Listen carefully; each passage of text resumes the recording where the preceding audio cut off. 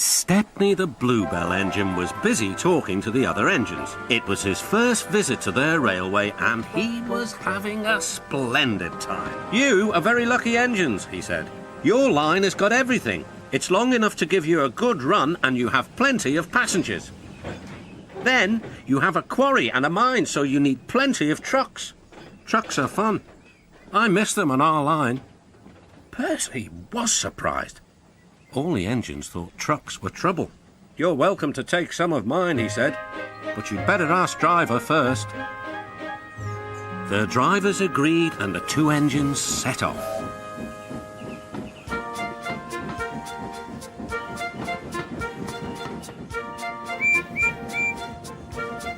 Thomas and Toby were speechless.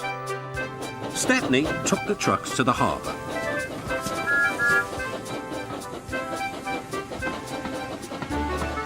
Then he picked up a load of empty ones and started back.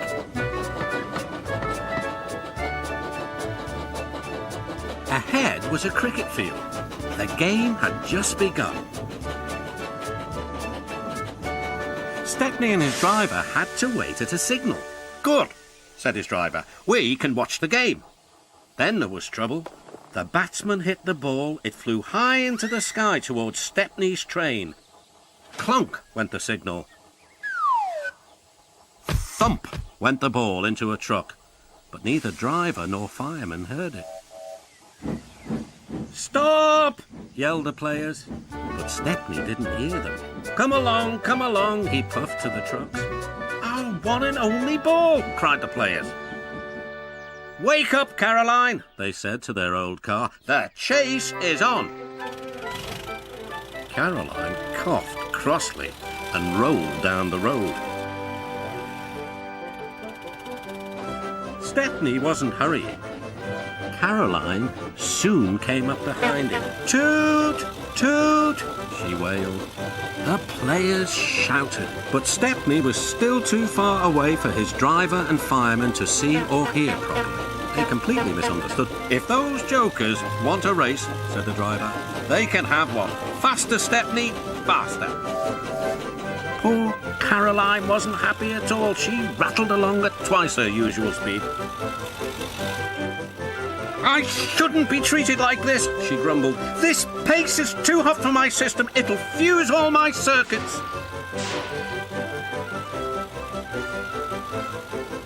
Suddenly, Stepney was nowhere to be seen. "Hurrah!" cried Caroline. "That silly train has run into a hole so we can't catch it. I can go home now." But she couldn't. Her driver pounded Caroline on up the steep hill and then down the other side towards the station. Stepney was already there when Caroline clottered in. "We need our ball back," cried the players, and explained everything. The ball was nestled under some straw in the third truck from the van. "We found it," cried a player. "We're sorry," sighed the driver. "Oh, you couldn't help it," replied the player. "Now we must get back quickly." "You'll be lucky," said the driver. "Caroline looks worn out." And she was. The driver spoke to the station master and the signalman, and they all agreed a plan. Soon they had rolled Caroline onto a flat truck with a brake van coupled behind. The players crowded inside and Stepney pulled the train back to the playing field.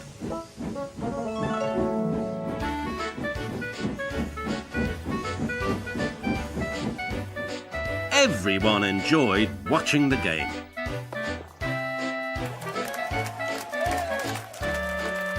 Even Caroline was pleased. She doesn't think trains silly now. "They have their uses," she says. "They can save the wear on a poor car's wheels."